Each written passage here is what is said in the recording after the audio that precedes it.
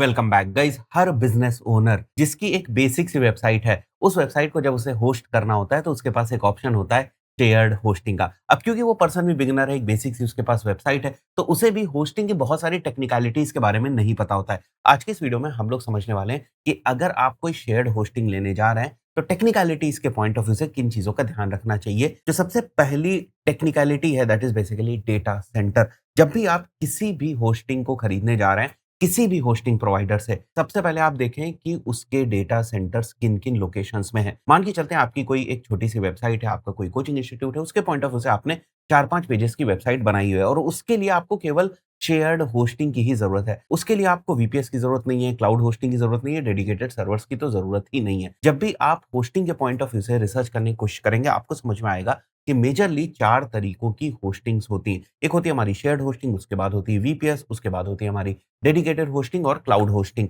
अगर आपकी एक बेसिक सी वेबसाइट है, आपको बेसिक सा एसईओ करना है या उसके ऊपर फेसबुक एड्स या गूगल एड्स से ट्रैफिक को सेंड करना है, आपके लिए shared hosting more than enough है। मैं आ जाता हूँ वापस डेटा सेंटर के ऊपर। तो डेटा सेंटर का उस लोकेशन में होना आपके लिए बेनिफिशियल होता है जहाँ से आपकी उस वेबसाइट के ऊपर ट्रैफिक आएगा। मान के चलते हैं मेरी वेबसाइट अगर इंडिया की है, तो मैं ऐसी होस्टिंग प्रोवाइडर से होस्टिंग लेने की कोशिश करूँगा जिनका जो डेटा सेंटर है वो इंडिया के अंदर हो। होस्टिंग प्रोवाइड करने वाली कंपनीज़ को केवल आप उनके सर्विस के बेसिस पे ही ऑडिट नहीं करते हैं, बल्कि उनके पास किस टाइप का हार्डवेयर है, उसके बेसिस पे भी आप एनालिसिस करते हैं। जब आप थोड़ा-सा और रिसर्च करेंगे होस्टिंग प्रोवाइडर कंपनीज़ की, तो आपको ये भी समझ में आएगा कि वो लोग अपने हार्डवेयर्स को रेगुलरली बेसिस पे अपडेट कर रहे हैं या नहीं कर रहे हैं। सेकंड इंपॉर्टेंट टेक्निकलिटी है that is basically up time. वो सर्वर कितने टाइम के लिए अप रहते हैं, कोई टेक्निकल ग्लिचेस या टेक्निकल इश्यूज तो रेगुलर बेसिस पे नहीं आते। मान के चलते हैं आपने अपनी वेबसाइट जो है वो किसी एक होस्टिंग प्रोवाइडर के पास होस्ट कर दी, बट अगर उसका अप टाइम ही नहीं अच्छा है,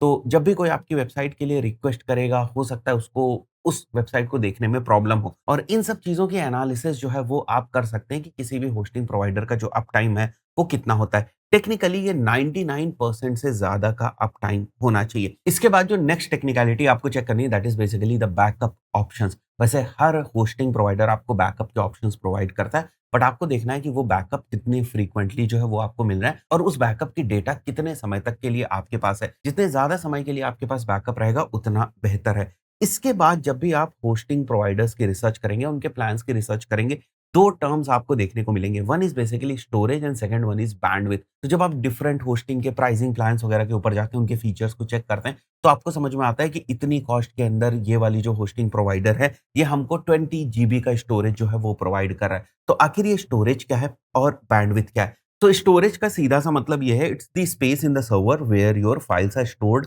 like the web pages and the images etcetera. आपकी वेबसाइट भी ना is basically the collection of the files. जो डिफरेंट डिफरेंट पेजेस होते हैं वो फाइल्स के ही फॉर्मेट में होते हैं। एक फ़ोल्डर होता है आपकी वेबसाइट, उसके अंदर अलग-अलग फाइल्स होंगी, अलग-अलग चीज़ें होंगी, अलग-अलग एसेट्स जो हैं वो होंगे। जैसे इमेजेस वगैरह हो गई, इसी तरीके से अगर आपकी वेबसाइट वर्डप्रेस के ऊपर है, तो वहाँ पर हो सकता है प्लगइन्स, थीम्स के जो फ़ोल्डर्स हैं वो सारे हों। तो आपकी वेबसाइट एक तरीके से कुछ फाइल्स का जो कलेक्शन है वो है। और अगर हम आसान भाषा में समझना चाहें तो वो वेब पेजेस का एक तरीके से कलेक्शन है। तो ये जो डिफरेंट डिफरेंट फाइल्स हैं, इनको आप कहीं पर रखते हैं, किसी एक फिज़िकल सर्वर के ऊपर जो है वो रखते हैं, सो दैट अगर कोई पर्सन अपने क्रोम ब्राउज़र में जाए और उसके बाद वहाँ पर वो आपकी वेबसाइट का यूआरएल टाइप करे, तो उस सर्वर से जो क्रोम ब्राउज़र है वो इंटरैक्ट करता है और क्रोम ब्राउज़र एक एचटीटीपी रिक्वेस्ट भेजता है उस सर्वर को और वहाँ से वो जो फाइल्स है वो एक-एक करके उठ के आती हैं। इसी तरीके से आपका होम पेज जो है वो लोड होता है। अगर मैं जाता हूँ जैसे फॉर एग्ज़ाम्पल यहाँ पर और मैं टाइप करता हूँ utdigitalmedia.com, तो यूटी डिजिटल मीडिया जिस भी सर्वर पे होगी, क्रोम ब्राउज़र क्या कर रहा है, उस सर्वर के इस होम पेज वाली फ़ाइल को कॉल कर रहा है और यहाँ पर ये क्रोम की टेक्नोलॉजी है जो हमारा वेब पेज जो कि एक कोडिंग भाषा में लिखा हुआ है, उसको यहाँ पर आपको इस तरीके से रिप्रेज़ेंट कराकर जो है वो दिखा रहा है। अब कोई वेबसाइट छोटी हो सकती है, वो कम स्पेस ले सकती है। कोई वेबसाइट्स में बहुत सारे एसेट्स हो सकते हैं, बहुत सारे एलिमेंट्स हो सकते हैं, बहुत ज़्यादा जो पेजेज़ हैं वो हो सकते हैं, बहुत ज़्यादा इमेजेस हो सकते हैं। तो वो वाली जो फ़ाइल है वो आपकी हैवी हो जाएगी। तो वो जो फ़ाइल का साइज़ है that basically defines the storage कि जहाँ पर भी आप उस फ़ाइल को होस्ट करेंगे, वो कितनी स्पेस लेगा। तो generally different different hosting providers आपको डिफरेंट डिफरेंट पैकेजेज़ के अंदर डिफरेंट डिफरेंट स्टोरेजेज़ जो है वो प्रोवाइड करते हैं। इसके बाद सेकंड जो ऑप्शन आता है दैट इज़ बेसिकली बैंडविड्थ। अब बैंडविड्थ का कॉन्सेप्ट इसलिए इम्पोर्टेंट है, आप इसको ऐसे समझिए कि अगर एक कोई फिज़िकल सर्वर है और वहाँ पर आपकी वेबसाइट जो है वो रखी हुई है, मान के चलते हैं कि एक ही टाइम पर 1000 लोग डिफरेंट डिफरेंट लोकेशन से आपकी वेबसाइट को टाइप कर रहे हैं अपने क्रोम ब्राउज़र के अंदर, तो अब इतने सारे क्रोम ब्राउज़र्स इस सर्वर को रिक्वेस्ट भेज रहे हैं कि हमको फ़ाइल दो। तो अब जो सर्वर की रिसोर्सेज़ है वो यूज़ होंगी, बिकॉज़ सर्वर सबको जो फ़ाइल है वो प्रोवाइड कर रहा है। तो यहीं पर तो जो सर्वर के हार्डवेयर्स हैं वो यूज़ हो रहे होंगे, सीपीयूज़ यूज़ हो रहे होंगे, उनके जो रैम्स वग़ैरह हैं वो सारी चीज़ें यूज़ हो रही होंगी।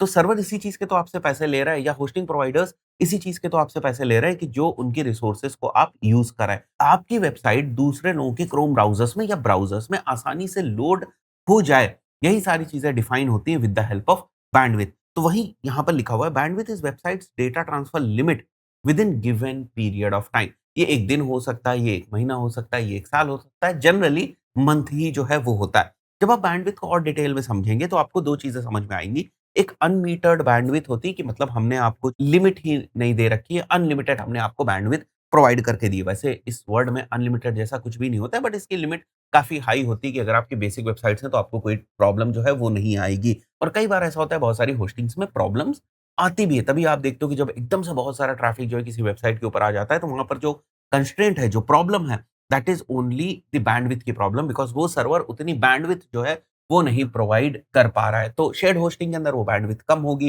वीपीएस के अंदर उससे थोड़ी ज़्यादा होगी, डेडिकेटेड के अंदर सबसे ज़्यादा जो है वो बैंडविड्थ होगी। इसीलिए बहुत ज़्यादा जो ट्रैफिक है वो डेडिकेटेड सर्वर्स आसानी से हैंडल कर पाएँगे। डेडिकेटेड सर्वर्स में आप खुद से सारी कॉन्फ़िगरेशन वगैरह जो है वो भी कर पाते हैं। बट बैंडविड्थ को हम कैलकुलेट कैसे करें? कैसे हम समझें कि मुझे कितनी बैंडविड्थ की ज़रूरत है? क्यों मैं ये चीज़ बता रहा हूँ? जब भी आप होस्टिंग के प्लान्स वगैरह देखने जाएँगे, सारी चीज़ें आपको देखने को मिलेंगी। इसके अलावा जब भी आप होस्टिंग को बाय कर लेते हैं ना, उसके बाद भी जो उनका अपना पैनल होता है, जैसे मैं हमेशा होस्टिंगर की बात करता हूँ, तो होस्टिंगर को हम लोग भी यूज़ करें। अगर आप हमारी वेबसाइट को देखेंगे, तो यहाँ पर देखिए हमारी ये जो वेबसाइट है, ये भी होस्टिंगर के ऊपर जो है वो होस्टेड, और हमें कोई भी प्रॉब्लम नहीं आती। यूट्यूब से हमारी वेबसाइट के ऊपर अच्छा खासा जो है वो ट्रैफिक आता है, और उसके बाद भी हमारी वेबसाइट के ऊपर कोई भी प्रॉब्लम नहीं होती। इसीलिए मैं हर बिगिनर को ये सजेस्ट करता हूँ कि आप होस्टिंगर से जो है वो शुरुआत कर सकते हैं। अभी मैं आपको बता भी दूँगा किस टाइप से प्लान्स वगैरह देखना है, किस टाइप से आपको उसको परचेज़ जो है वो करना है। तो सभी होस्टिंग की स्टडी के दौरान आप स्टोरेज और बैंडविड्थ टर्म को सुनोगे, इसीलिए मैं आपको इस चीज़ के बारे में बता रहा हूँ। तो कैसे आप बैंडविड्थ को कैलकुलेट करेंगे? तो इसका जो फ़ॉर्मूला है दैट इज़ बेसिकली मंथली आपके पास कितने विज़िटर्स आ रहे हैं, और एक visitor on an average monthly कितने पेज व्यूज़ करता है, और एक वेब पेज का जो साइज़ है वो कितना है। तो मंथली विज़िटर्स आप आसानी से एनालिटिक्स वगैरह से जो है वो कैलकुलेट कर सकते हैं। यहाँ पर हमने मेंशन किया है, जैसे मान के चलते हैं अगर 500 मंथली विज़िटर्स आ रहे हैं और ऑन एन एवरेज एक विज़िटर 10 पेजेज़ के ऊपर जाता है, और एक वेब पेज का जो साइज़ है वो 2 एमबी है, तो आपकी जो बैंडविड्थ रिक्वायरमेंट है that is basically 1000 MB per month. तो ये हो जाएगा हमारा 1000 एमबी, और इसको आपको मल्टीप्लाई कर देना है 200% से, और ये हमारा आ जाएगा 2000। तो हमारी जो बैंडविड्थ की रिक्वायरमेंट है वो हो जाएगी 2000, ये हो जाएगा हमारा एमबी पर मंथ। अगर आप गूगल के ऊपर जाएँगे तो बहुत सारे फ्री में आपको बैंडविड्थ कैलकुलेटर्स जो है वो देखने को मिल जाएँगे। जैसे यहाँ पर एक होस्टिंग बैंडविड्थ कैलकुलेटर है, अगर हमारे पास 1000 मंथली विजिटर्स आ रहे हैं, एवरेज पेज व्यू पर विजिटर 3 का है, एवरेज पेज साइज़ हमारा 2 एमबी का है, और मैं कैलकुलेट बैंडविड्थ करूँगा तो आप देख सकते हो टोटल बैंडविड्थ की जो रिक्वायरमेंट है वो 5.86 जीबी पर मंथ की बैंडविड्थ की रिक्वायरमेंट है, और ये वाला हमारा काम शेयर्ड होस्टिंग प्लान के साथ जो है वो चल जाएगा। अगर मैं विजिटर्स को थोड़ा-सा यहाँ पर बढ़ा देता हूँ, वापस मैं कैलकुलेट करता हूँ, तो यहाँ पर देखो प्रीमियम होस्टिंग प्लान या डेडिकेटेड सर्वर चाहिए। बट ये वाला जो मंथली विजिटर है थोड़ा-सा ज़्यादा ही है। अगर मैं इसको 2000 कर देता हूँ यहाँ पर, तब भी आपका जो काम है वो आसानी से शेयर्ड होस्टिंग के साथ चल जाएगा। ये दिखा ज़रूर रहे हैं आपको कि आपको वीपीएस वगैरह की ज़रूरत है, बट शेयर्ड होस्टिंग के साथ आपका जो काम है वो चल जाएगा। तो आपको ये भी समझना है कि स्टोरेज और बैंडविड्थ क्या होता है। इसके बाद सिक्योरिटी एंड माइग्रेशन रिलेटेड आपको सारे चेक्स करने, कि माइग्रेशन वगैरह में तो कोई प्रॉब्लम नहीं आएगी, वो प्रॉपर आपको सपोर्ट वगैरह प्रोवाइड कर रहे हैं या नहीं। तो इस टाइप से ये कुछ टेक्निकलिटीज़ हैं। जब ये सारी चीज़ें आपको पता हो जाएँगी तो आप शेयर्ड होस्टिंग आसानी से जो है वो ले पाएँगे, और शेयर्ड होस्टिंग बेसिकली बिगिनर्स के लिए ही होती है, अगर आपने अभी अपनी वेबसाइट की शुरुआत करी है। समय के साथ फिर जैसे-जैसे ज़रूरत होती जाती है वैसे-वैसे आप अपग्रेड्स जो है वो करते जाते हैं। जैसे मैंने अभी आपको बताया भी था कि हम लोग हमारी वेबसाइट को होस्टिंगर के ऊपर ही होस्ट कर रहे हैं, और सभी नई वेबसाइट्स को हम लोग होस्टिंगर के ऊपर ही होस्ट करते हैं। तो if you want to buy hosting from Hostinger, आपको मेंशन करना है hostingar.in/umer10। ये लिंक भी मैं आपको डिस्क्रिप्शन में जो है वो प्रोवाइड कर दूँगा। आप होस्टिंगर के ऑफिशियल पेज के ऊपर आ जाएँगे, और अगर आप नीचे आएँगे तो यहाँ पर आपको डिफरेंट-डिफरेंट प्लान्स और प्रोडक्ट्स जो है वो देखने को मिलेंगे। नीचे मैं आ जाता हूँ तो यहाँ पर देखिए आपको सिंगल एक प्लान दिख रहा है, प्रीमियम दिख रहा है और बिज़नेस दिख रहा है। जो सबसे पॉपुलर इनके प्लान है वो प्रीमियम है और बिज़नेस है। अभी रिसेंटली इन्होंने थोड़ी-सी रिसोर्सेज़ में कट डाउन किया हुआ है। पहले आपको बहुत सारी यहाँ पर वेबसाइट्स जो है वो प्रोवाइड करते थे, बट अगर अभी आप देखें तो आपको यहाँ पर केवल 3 वेबसाइट्स मिल रही हैं। इस प्रीमियम वाले प्लान के अंदर और बिज़नेस वाले प्लान के अंदर आपको 50 वेबसाइट्स मिल रही हैं। यहाँ पर आपको 5 वाइब कोडिंग क्रेडिट्स भी मिल जाते हैं, तो अगर आप होराइज़न वगैरह को टेस्ट करना चाहते हैं, तो 5 कोडिंग क्रेडिट से आप इसको टेस्ट कर सकते हैं। उसके बाद अगर आपको लगता है कि आपको और चीज़ें यूज़ करनी है, तो आप और होराइज़न के जो प्लान्स हैं, उनको आप ले सकते हैं। अब देखो, जो मैं आपको अभी स्टोरेज की बात कर रहा था, यहाँ पर 20 जीबी का स्टोरेज आपको मिल जाता है। यहाँ पर 50 जीबी का स्टोरेज आपको मिल जाता है। इसके बाद जो क्लाउड स्टार्टअप वाला प्लान है, वो आपका 100 जीबी का स्टोरेज आपको प्रोवाइड कर देता है। बट ज़्यादातर सिनेरियोज़ में आपका काम इन दोनों चीज़ों से जो है वो चल जाता है। यहाँ पर आप एआई एजेंट फॉर वर्डप्रेस भी जो है वो मिल जा रहा है। एक ई-कॉमर्स वेबसाइट अगर आप एआई से बनाना चाहें तो वो भी आपको मिल जाता है। आपको फ्री सीडीएन जो है वो यहाँ पर मिल जाएगा। इसके साथ-साथ आपको फ्री डोमेन मिल जाएगा। नीचे अगर हम लोग आ जाते हैं, तो यहाँ पर व्यू ऑल फीचर्स के ऊपर अगर क्लिक करें, तो और अच्छे तरीके से जो आप कंपैरिज़न वगैरह है वो कर सकते हैं। यहाँ पर जो रैम आपको मिली 1 जीबी है, यहाँ पर 2 जीबी, यहाँ पर 3 जीबी है। तो बिज़नेस वाला प्लान इसीलिए सबसे जो बेहतर है वो रहता है।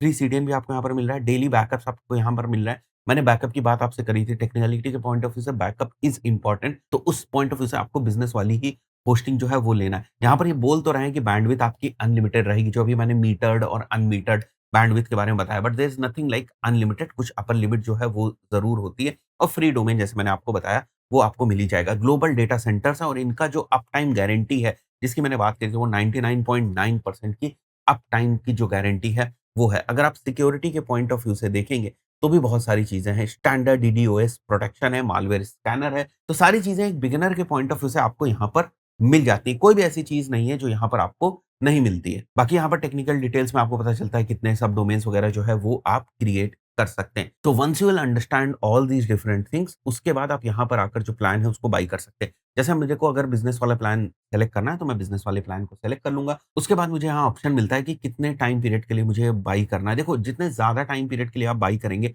उतना सस्ता आपको पड़ेगा, बट मिनिमम आपको 12 मंथ्स के लिए बाय करना है। 12 या 24 मंथ्स के लिए जो है वो आप बाय कर सकते हैं।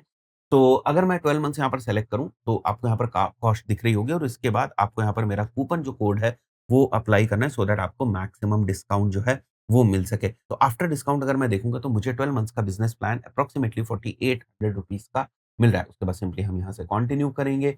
यहाँ पर हम लॉगिन करेंगे। यहाँ पर देखिए, आपको बिलिंग डिटेल्स जो है प्रॉपर्ली मेंशन करनी है सारी, और कंपनी डिटेल्स का भी आपके पास ऑप्शन होता है। अगर आपके पास जीएसटी नंबर है, तो जीएसटी नंबर ज़रूर मेंशन करिएगा सो दैट आपको बेनिफिट जो है वो मिल सके। उसके बाद कंटिन्यू के ऊपर आप क्लिक करेंगे और अपने पेमेंट मेथड को सेलेक्ट करके आपको पेमेंट कर देना है। जैसे यहाँ पर मैं जाता हूँ, यूपीआई वाला ऑप्शन हमें दिख रहा है, तो यूपीआई वाले ऑप्शन के ऊपर जाकर यहाँ पर आप अपना यूपीआई आईडी मेंशन करेंगे और कंटिन्यू के ऊपर क्लिक करेंगे, अप्रूव ऑन यूपीआई करेंगे और मेरी यूपीआई ऐप के ऊपर नोटिफ़िकेशन आ जाएगा, वहाँ से पेमेंट करके मैं वापस आ जाऊँगा। तो इसके बाद आपको होस्टिंगर के एच पैनल का जो एक्सेस है, वो मिल जाएगा और यहाँ पर देखिए आप, तो जैसे मेरे प्लान में ऑप्शन था, मैं फ्री ईमेल को क्लेम कर सकता था, तो वो मैं यहाँ से क्लेम कर सकता हूँ। मुझे फ्री डोमेन क्लेम करना है, वो मैं यहाँ से क्लेम करना चाहूँ तो मैं क्लेम कर सकता हूँ। अपनी वेबसाइट्स को मैं यहीं पर जो है वो होस्ट कर सकता हूँ। जो भी मेरी वेबसाइट्स है, मान के चलते हैं अगर कोई वेबसाइट है मेरी यहाँ पर जो ऑलरेडी होस्टेड है, तो उस वेबसाइट के डैशबोर्ड के ऊपर जाकर जो परफॉर्मेंस से रिलेटेड अभी सारी चीज़ें हम लोगों ने डिस्कस करी, तो हम देख सकते हैं, डेटाबेस देख सकते हैं, बैकअप जो है वो फाइल मैनेजर क्या है, कैशे जो है, होस्टिंग प्लान जो है वो हमारा क्या है, लास्ट स्कैनिंग कब हुई थी, अभी हमारी रिसोर्स की यूसेज क्या है, हमारे पास 50 जीबी की रिसोर्स है, बट कितना हम लोगों ने यूज़ किया हुआ है, 50 वेबसाइट से कितनी वेबसाइट्स हमने यहाँ पर होस्ट करी हुई हैं। उसके बाद जब हम एनालिटिक्स में जाएँगे, तो हम देख सकते हैं कि हमारी वेबसाइट्स की जो रिक्वेस्ट वगैरह है, वो किस तरीके से over the period of time है। यहाँ पर हम सेलेक्ट कर सकते हैं, डिफरेंट डिफरेंट ऑप्शंस हमारे पास। जैसे मैं लास्ट 7 डेज़ जो है वो यहाँ पर सेलेक्ट कर सकता हूँ। तो एनालिटिक्स से रिलेटेड बहुत सारी इन्फॉर्मेशन, बैंडविड्थ वगैरह सारी चीज़ें आपको यहाँ पर ही देखने को मिल जाएँगी। तो आपकी वेबसाइट से रिलेटेड, होस्टिंग से रिलेटेड, सारी परफॉर्मेंस रिलेटेड इनसाइट्स भी आपको यहीं पर दिख जाती है। तो दैट्स इट। अगर आपकी भी कोई बेसिक वेबसाइट है और अगर आप उसे शेयर्ड होस्टिंग के ऊपर होस्ट करना चाहते हैं, then Hostinger is one of the best options. नीचे आपको लिंक दिख रहा होगा और हमारे कूपन कोड को यूज़ करके आपको स्पेशल डिस्काउंट मिल जाएगा। Thank you guys.